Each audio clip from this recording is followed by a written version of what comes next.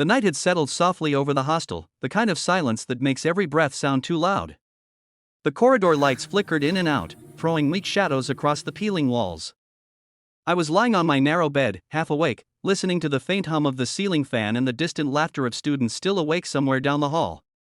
I thought it would be another quiet night, just me, my thoughts, and the loneliness that had become part of hostel life. Then came the knock. It was gentle, hesitant, almost unsure of itself. When I opened the door, Malik stood there, his tall frame outlined against the dim light from the corridor. He was from Nigeria, always smiling, always full of life, the kind of person who could make a dull room feel alive. But tonight his eyes looked different, quieter, almost searching for something. "Can I stay here tonight?" he asked, his voice low. "My roommate brought friends over, too noisy there." I nodded without thinking.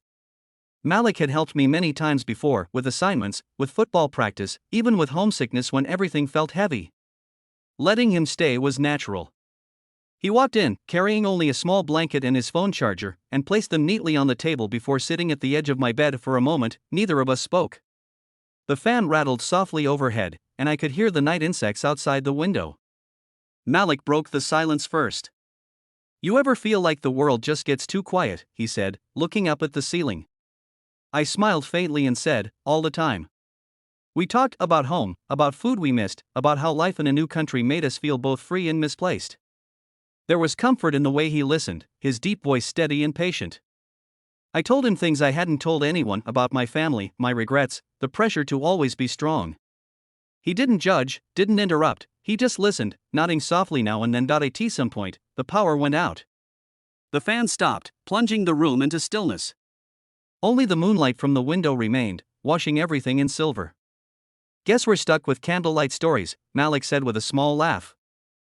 I lit a candle from my drawer, its flame trembling gently between us. Time moved differently then. The air felt heavy, filled with words we hadn't said. Malik leaned back against the wall, stretching his legs on the floor, his voice quieter now. "You're easy to talk to," he said. "Not many people here are like that."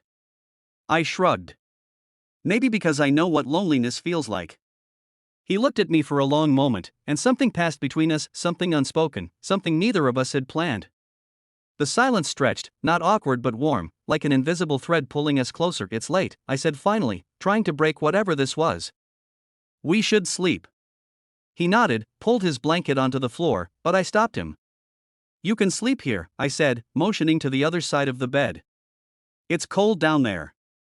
For a second, he hesitated, then quietly lay down beside me, careful not to cross the invisible line between us. We faced opposite directions, pretending to fall asleep. Yet I could feel his presence, the steady rhythm of his breathing, the warmth radiating between us in the small space. Minutes turned into hours. Outside, the hostel had fallen completely silent. I opened my eyes once, catching a glimpse of his silhouette against the pale window light. There was a strange comfort in knowing he was there, somewhere between wakefulness and sleep. My thoughts blurred, of friendship, of trust, of boundaries I didn't yet understand. I didn't know what the night would bring or how it would change things. All I knew was that for the first time in months, I didn't feel alone. The morning light crept slowly through the curtains, soft and golden. For a while, I didn't move. I could still feel the quiet rhythm of Malik's breathing beside me. The night had passed without words, without movement, yet it felt as though something had changed. There was a new weight in the air, a quiet awareness that neither of us wanted to name. When I finally sat up, Malik was already awake, lying still but staring at the ceiling. He looked peaceful, though his eyes held a kind of distance, as if he was lost in thought. "You snore," he said suddenly, a teasing smile breaking through the silence. I laughed, grateful for the lightness in his voice. "You kicked me twice in your sleep," I shot back. For a moment, everything felt normal again, two friends joking in the quiet morning. But beneath that laughter, I sensed something stirring, something I didn't understand but couldn't ignore. We went to breakfast together, like always. The mess hall buzzed with voices and clattering plates. A few of our classmates waved, asking if we had finished the project due next week. Malik answered for both of us, his easy confidence returning like a mask. But every now and then, his eyes found mine across the table, and there was a flicker of something unspoken. Later that day, classes blurred together. My mind wandered back to the night before, how his voice had softened when he spoke, how the silence between us had felt alive. I told myself it was nothing, just the closeness that came from being far from home. Still, the thought lingered. That evening, it rained. The hostel courtyard flooded, and the air smelled of wet earth and old memories. I sat by the window, watching drops race down the glass. Malik entered quietly, shaking off water from his hair. He looked tired, his shirt damp, but his smile was the same warm, disarming. "Power's out again," he said, sitting beside me. "Just like last night." I nodded, unable to look directly at him. There was comfort in his presence, but also confusion. "Do you ever miss home too much?" I asked softly. He leaned back, eyes on the rain. "Every day," he replied. "But sometimes, you find pieces of home in people." The words hung between us like a confession. My heart raced, though neither of us moved. The rain grew heavier, drumming against the window, drowning out everything else. I wanted to speak, to ask what he meant, but the question caught in my throat. Instead, we sat in silence again, two people bound by something we didn't dare name. Malik finally turned to me, his gaze steady but kind. "You think too much," he said. "Maybe," I replied. "Maybe I feel too much too." He smiled faintly, then looked away. "That's not a bad thing." We talked late into the night again, about dreams, about fear, about what it meant to trust someone completely. He told me about his mother, how she used to say that real strength was found in gentleness. I told him about my father, how silence had always been our way of avoiding truth. When the rain stopped, the room felt smaller, filled with the soft hum of night. Malik lay down on the bed again, and without speaking, I lay beside him. It didn't feel strange this time, it felt inevitable. We didn't touch, didn't speak. But I could feel the energy between us shift, something raw and real threading through the quiet. Every breath seemed to echo louder in the darkness. Sleep didn't come easily. My mind replayed every word, every look, trying to understand what was happening. I knew what society would say, what people would assume. But in that moment, none of it mattered. What mattered was the calm in his presence, the way his silence said more than words ever could. When I finally drifted off, I dreamt of the rain again, of two strangers finding shelter in the storm, not because they planned to, but because they both needed it. And when I woke before dawn, I turned slightly and saw him still there, sleeping peacefully beside me. For the first time, I didn't try to explain it. I just let the quiet morning hold us, unspoken and fragile, like a secret we both understood but could never tell. Days passed quietly after that morning. Nothing was said, but everything was different. The way we looked at each other across the lecture hall, the way our laughter carried a hesitation, the way silence now had meaning. It was as if the night had stitched an invisible thread between us, one that neither of us could untangle. I tried to bury it in routine. Assignments, late-night studies, the chaos of hostel life, all of it became my armor.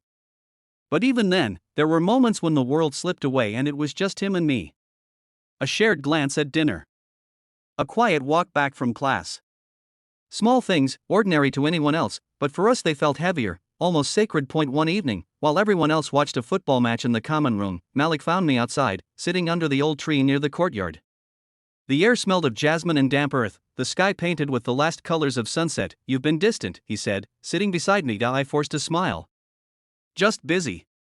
He looked at me for a long moment, his expression unreadable. "You're afraid," he said quietly. I didn't deny it. Fear had crept into everything, fear of judgment, of misunderstanding, of losing something I couldn't even name. "People wouldn't understand," I said. "They'd turn this into something it's not." He nodded slowly. "Maybe. But do you understand it?" The question lingered, and I didn't know how to answer. Maybe it wasn't about understanding. Maybe it was about feeling something real in a world that constantly demanded masks. The sun dipped below the horizon, and the campus lights flickered on. We sat there until darkness wrapped around us like a blanket. Finally, Malik spoke again, his voice softer this time. "You know, where I come from, friendship can be love too. It doesn't have to follow anyone's rules." That night, back in the room, the silence between us returned, but it was no longer heavy. It was familiar now, almost comforting. He packed his things slowly, saying he might shift back to his own room. I watched him fold his blanket, coil his charger, place everything neatly in his bag. "Will you?" I asked, trying not to sound disappointed. He hesitated, then gave a small smile. "Not tonight." That simple answer said more than any confession could. It wasn't about staying or leaving, it was about choice, about the quiet decision to be near someone even when the world wouldn't understand why. The weeks that followed blurred together. Exams came and went.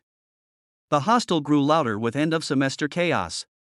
But amid all of it, we carried our secret like a fragile flame. We never spoke about that night again, yet it lived in every shared silence, every small kindness, every unspoken promise. Then, one evening, I found a note on my desk, Malik's handwriting, simple and steady: "I'm leaving for home tomorrow. Didn't want to say goodbye in front of everyone. You made this place feel less lonely. Maybe that's what love really is." I read it twice, my chest tightening with a mix of gratitude and ache. I wanted to see him one last time, but by the time I reached his room, it was empty. The bed stripped, the shelves bare, his laughter gone from the hallways. That night, I couldn't sleep. I kept replaying the quiet moments, the candlelight, the rain, the soft tone in his voice when he said my name. None of it felt like a story ending, it felt like a chapter we both knew had to close. When the sun rose, I opened my window. The courtyard looked the same, the trees still swaying gently in the breeze. But everything felt altered, as if life had shifted in some quiet way. I realized then that infidelity wasn't always about betrayal. Sometimes it was about breaking loyalty to loneliness, about finding connection where you least expect it. I folded his note carefully and placed it in my journal. Years might pass, memories might fade, but that night in the hostel, when an African friend came and stayed, when silence spoke louder than words, would always remain a small, secret truth in the corner of my heart. And though the world would never know the story, I carried it within me, a reminder that love, in any form, leaves its mark.